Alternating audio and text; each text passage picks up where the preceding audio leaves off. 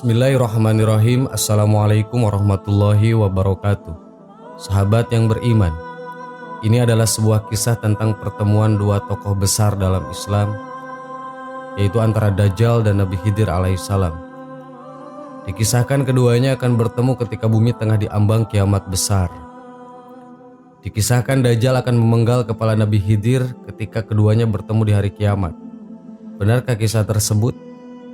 Sepanjang sejarah kehidupan manusia, dari Nabi Adam hingga hari kiamat nanti, hanya Dajjal yang memiliki kemampuan menipu dan membuat fitnah terbesar sepanjang sejarah. Sampai-sampai Nabi Muhammad SAW pernah berkata, tidak ada satupun makhluk sejak Adam diciptakan hingga terjadinya kiamat yang fitnahnya lebih besar daripada Dajjal. Hadis riwayat Muslim. Jika Dajjal sudah muncul, artinya saat itu bumi telah diambang kiamat kubro atau kiamat besar. Saat ini Dajjal sedang dipenjara di suatu pulau dan menunggu untuk keluar. Tahu nggak apa yang ditunggu Dajjal ini? Dajjal ini menunggu bumi kita ini akan terjadi musim kemarau parah selama 3 tahun. Ini bukanlah musim kemarau seperti sekarang ini. Saat itu adalah masa yang sangat sulit. Tanaman gagal panen, hewan ternak banyak yang mati. Secara tak ada air sama sekali yang menetes ke bumi. Tanah menjadi luar biasa kering dan tentunya suhu menjadi sangat panas. Pada tahun pertama musim kemarau, Allah Subhanahu wa Ta'ala perintahkan langit untuk menahan 1/3 dari hujan dan perintahkan bumi untuk menahan 1/3 tanamannya untuk panen dan berbuah. Kemudian di tahun kedua malah lebih parah. 2/3 air hujan dan tanaman pun ditahan. Dan di tahun ketiga seluruh air dan tanaman ditahan, setetes pun hujan tak akan turun. Pada tahun itu, dan tak ada satupun tanaman di dunia ini yang berbuah, pastinya ketika itu populasi hewan ternak akan menipis, bahkan mungkin akan habis. Pada saat itulah manusia akan betul-betul merasa kelaparan dan kesusahan yang teramat sangat. Kemudian pada saat itu pula rantai setinggi 46 meter yang mengikat Dajjal akan terlepas. Lalu Dajjal akan keluar di suatu tempat yang bernama Isfahan. Kalau kita lihat ya peta modern sekarang, tempat itu berada di negara Iran. Nanti pas Dajjal ini pertama-tama keluar, dia akan mengaku sebagai seorang yang soleh. Kemudian banyaklah yang pengikut dia, termasuk orang-orang Islam. Karena saat itu Dajjal ini melakukan suatu perjalanan, maksudnya dia tidak diam di Isfahan. Setelah muncul tak lama dari itu pun Dajjal mengaku sebagai nabi, dan pada saat itu mengaku nabi maka orang-orang Islam banyak yang meninggalkannya. Setelah perjalanan Dajjal sampai ke sebuah daerah yang bernama Kalah yang berada di wilayah antara Irak dan Syam, barulah saat itu dia mengaku sebagai Tuhan pemilik surga dan neraka. Ada setidaknya 7 golongan yang ikut Dajjal pada saat itu, yakni orang-orang Yahudi, pelaku bid'ah, setan dari bangsa jin, kaum Khawarij atau kelompok yang mudah mengkafirkan orang lain, kemudian budak hawa nafsu, orang-orang yang biasa melakukan maksiat, dan yang terakhir wanita akhir zaman alias wanita yang punya keimanan setipis kertas. Karena pada saat itu terjadi kekeringan atau kemarau dan hanya Dajjal yang sanggup menurunkan hujan, makanya wanita-wanita tak tahan dengan cuaca lebih memilih ikut Dajjal daripada dia harus mati kehausan.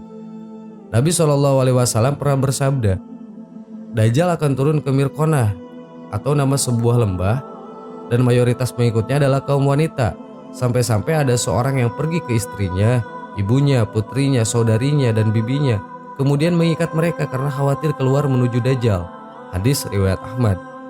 Ketika itu Dajjal akan sibuk dengan perjalanannya ke sana kemari, sampai-sampai diriwayatkan tak ada satupun tempat yang tak dimasuki Dajjal. Jadi seluruh pelosok-pelosok negeri akan didatangi Dajjal untuk dia menebar fitnah sekaligus mencari pengikut.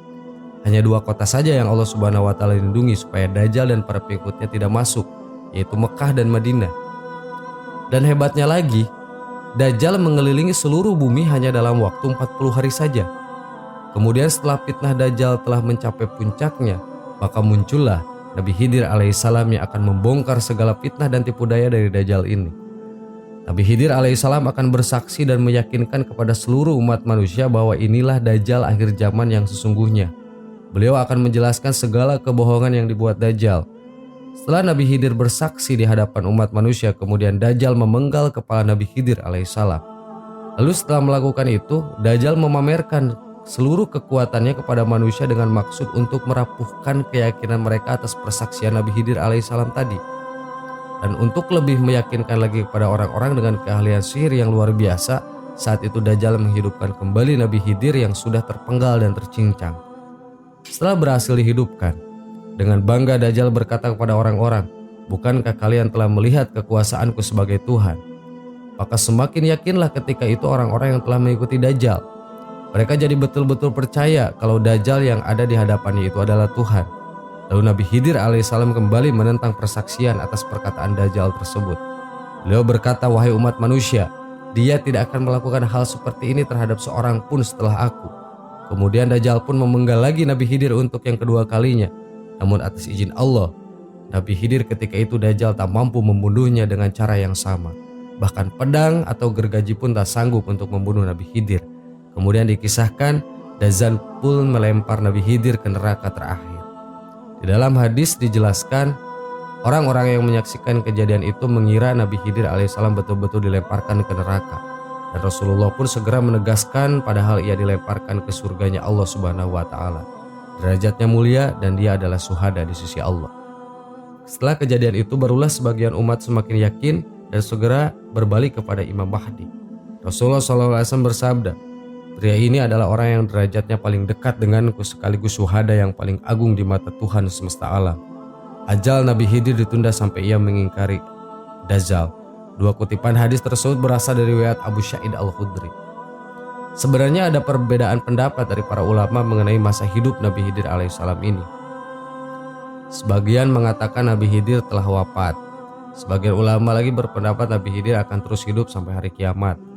Namun sebagian besar para ahli hadis mengatakan Nabi Khidir masih hidup dan akan terus hidup sampai hari Dajjal keluar nanti.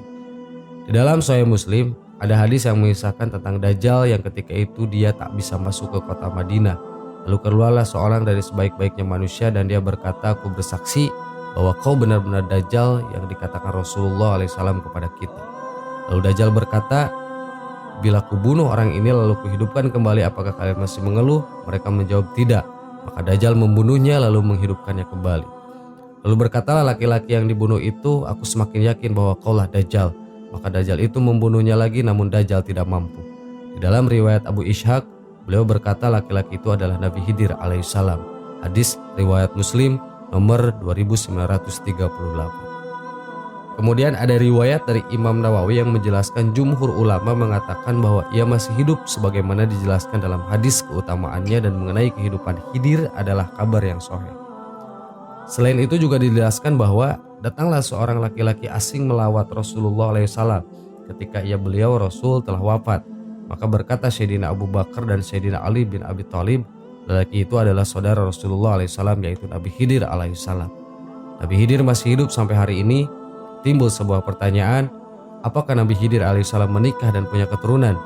Jawabannya adalah tak ada satupun riwayat yang mengatakan bahwa Nabi Khidir menikah dan punya anak. Namun dijelaskan oleh Imam Nawawi bahwasannya Nabi Khidir alaihissalam tinggal di laut dan beribadah di laut. Imam Nawawi berpendapat demikian berdasarkan dari isi surat Al-Kahfi yang mengisahkan Nabi Musa bertemu Nabi Khidir yang sedang beribadah di tengah laut. Dan ada beberapa kisah para waliullah, orang-orang soleh dan ulama ada yang pernah berjumpa dengan Nabi Khidir alaihissalam.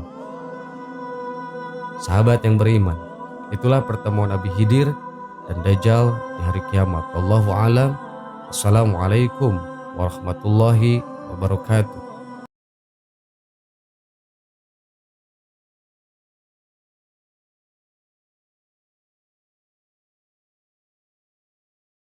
Subhanallah walhamdulillah wa la